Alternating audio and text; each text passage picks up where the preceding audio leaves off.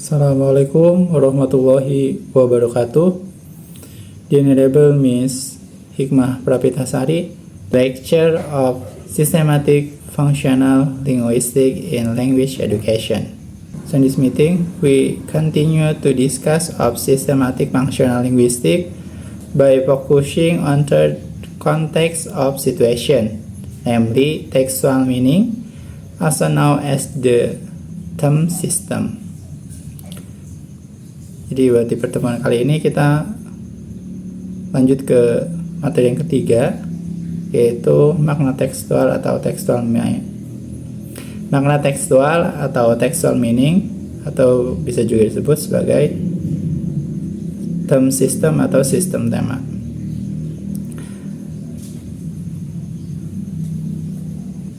So textual meaning deals with how a clause is organized. Textual meaning deals with how a clause is organized a message, especially through the relationship between term and rhyme.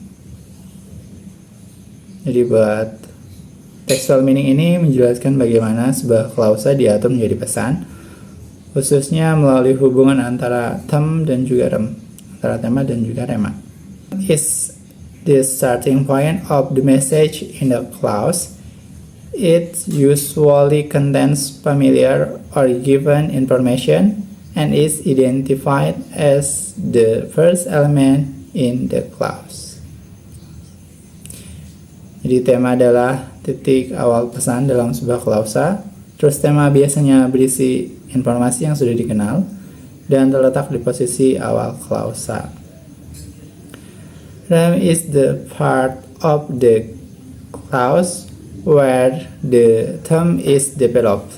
It typically contains new or unfamiliar information. Jadi berbeda dengan rema. Kalau rema ini adalah bagian dari klausa tempat tema ditemukan. Jadi rema ini biasanya mengandung informasi baru atau new information. Jadi buat cara mudah untuk mengidentifikasinya itu, semua bagian klausa selain tema adalah rema. Jadi contohnya kayak di cat catch a mouse. Dibuat termnya itu cat. Jadi buat temanya itu cat dan juga buat remanya itu catch a mouse. Jadi kucing ini merupakan titik awal dari pesannya, sedangkan tindakan menangkap tikus adalah informasi baru.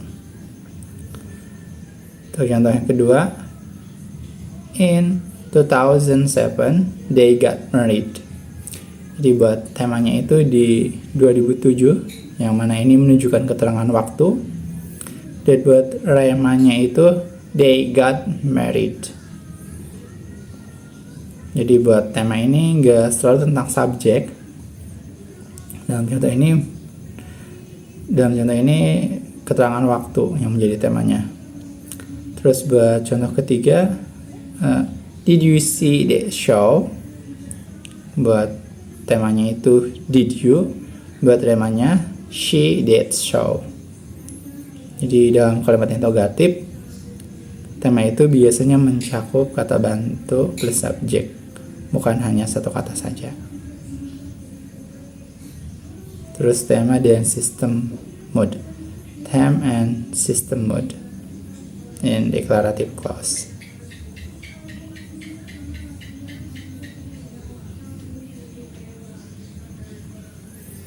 Di pemilihan tema berkaitan erat dengan jenis mode kalimat like deklaratif, imperatif, and interrogatif.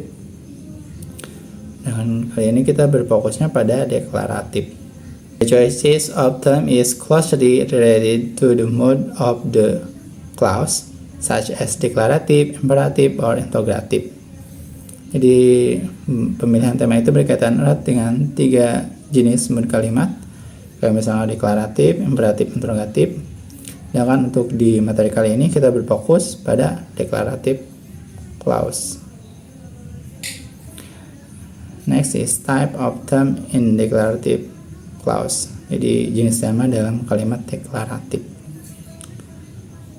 Unmarked term An unmarked term occurs when the term is completed with the subject.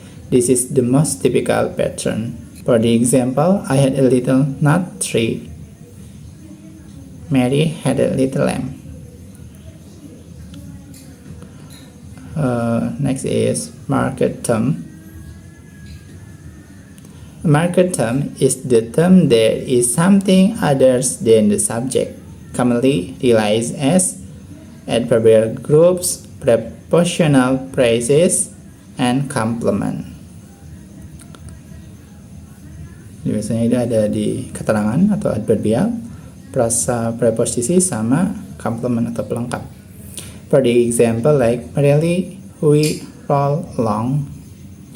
On Saturday night, I lost my watch. Thank you very much. Wassalamualaikum warahmatullahi wabarakatuh.